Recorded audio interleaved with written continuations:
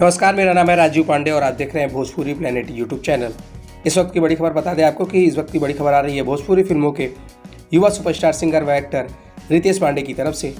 जी हां, आपको बता दें कि रितेश पांडे का एक और धमाकेदार वीडियो सॉन्ग बहुत जल्द रिलीज होने जा रहा है, जिसकी जानकारी सोशल मीडिया के माध्यम से दिया गया है। आपको बता दें कि रितेश पांडे का ये धमाकेदार वीडियो सॉन्ग टिप्स भोजपुरी के ऑफिशियल यूट्यूब चैनल से रिलीज किया जाएगा, जिसका पोस्टर सोशल मीडिया के माध्यम से रिलीज कर दिया गया है। आपको बता दें कि रितेश पांडे के इस गाने का बोल है घरे बुला के देवू की ना, जिसको आवाज़ दिया रितेश पांडे और उस पर उनका साथ निभा रही है शिल्पी राज। इस गाने को संगीत से सजाया है छोटू रावत ने, वहीं इस गाने के लिरिक्स को लिखा है मुन्ना मोहित ने।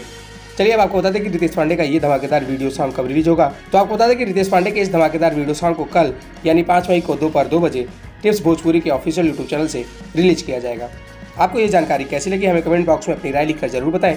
वीडियो अच्छी लगी तो वीडियो को लाइक करें, शेयर करें और रितेश पांडे से जुड़ी ऐसी तमाम खबरों के लिए हमारे चैनल को सब्सक्राइब करके बेल नोटिफिकेशन जरूर दबा लें। शुक्रिया।